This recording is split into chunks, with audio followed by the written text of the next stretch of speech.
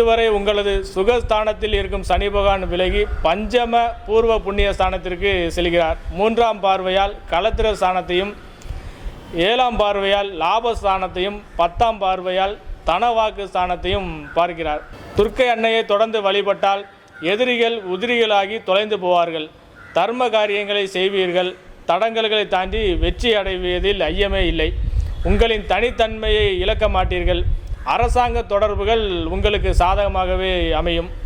குடும்பத்தில் உற்றார் உறவினர்களுடன் உங்கள் செல்வாக்கு உயரும்.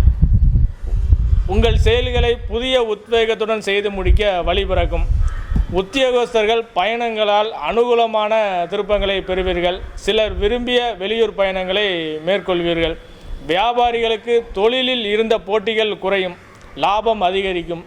அரசியல்வாதிகளின் பணியாற்றும் திறன் அதிகரிக்கும்.